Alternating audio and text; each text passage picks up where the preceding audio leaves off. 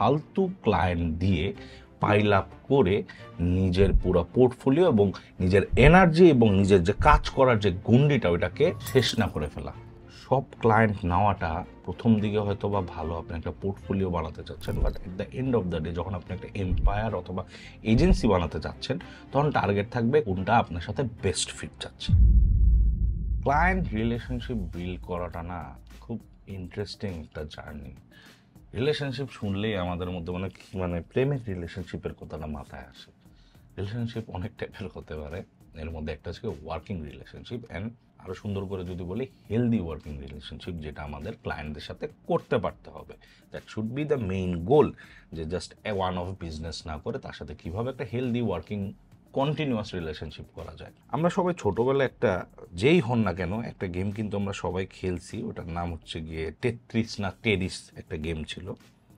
So এরকম একটা game set ছিল, আমি জানি না কতজন দেখছেন। এরকমভাবে এই যে কন্ট্রোল ছিল ABC, এর মধ্যে গেমসটা থাকতো। গেমসের মধ্যে মেন যেটা ছিল, যেরকম ব্লক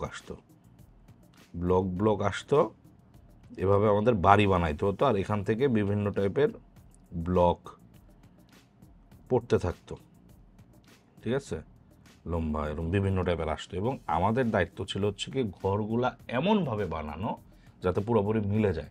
এই গেমটা প্রথম দিকে ইজি ছিল, সিঙ্গেল কালার ছিল, যত টাইম যায় তখন জিনিসটা হয়ে যায় হচ্ছে কি মাল্টি কালার।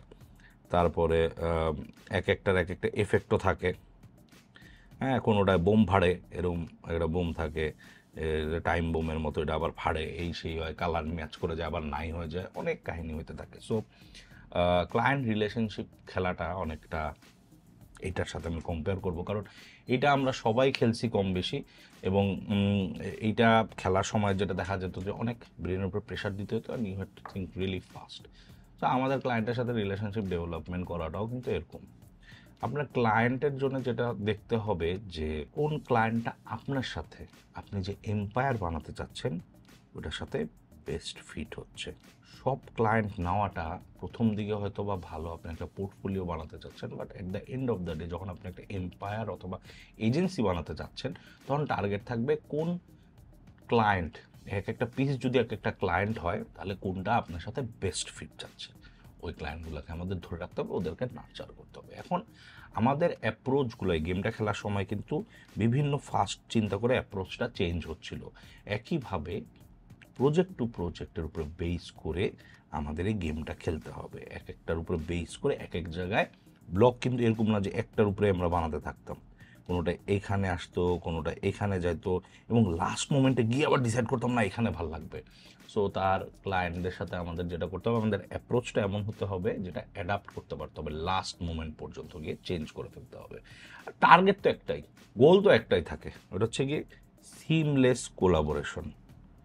পয়েন্ট A থেকে পয়েন্ট Bতে আমি যতটুকু স্মুথভাবে ক্লায়েন্টকে নিয়ে যেতে পারি, this is my target, this is the games টার্গেটও অ্যাট দ্য সেম টাইম, যে একটা লাইন বানানো, প্রপার লাইন বানানো, পারফেক্ট লাইন বানানো। আমাদের যেটা করতে হবে, একটা লেভেল যেটা ক্লিয়ার করতে হয়, যে ব্লক যাতে একটার উপরেই যদি আপনি একটা বসাইতে থাকেন, খাপ না খেয়ে এক সময় জিনিসটা নষ্ট হয়ে যায়, এদিকে আটকা যায়, আপনি আর নিতে পারবেন না।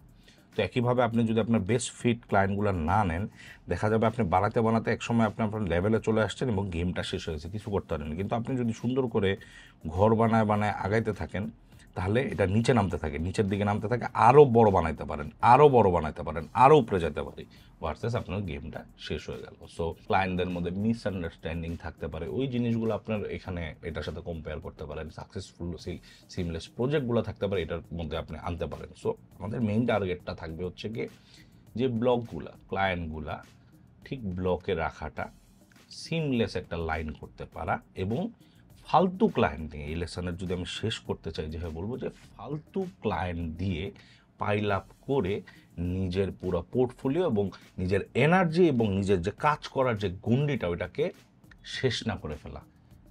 এটা তাহলে আপনি বার্ন আউট হয়ে যাবেন, টায়ার্ড হয়ে যাবেন, এবং আপনি লেভেল আপ করতে পারবেন না। খুব সাবধানে মাথায় রাখবেন। অ্যাগেইন, যারা অনেকদিন ধরে ফ্রিল্যান্সিং করছেন তারা এটার সাথে রিলেট করতে পারবেন, যেন তেন টাকার জন্য সব ক্লায়েন্ট নিয়ে নিজের এনার্জি শেষ করবে না। আমাদের টার্গেট ঘর বানায়, বিল্ডিং বানায় যাইতেই থাকতে হবে, এটা ধামধাম যাতে শেষ না হয়ে যায়। Thank you.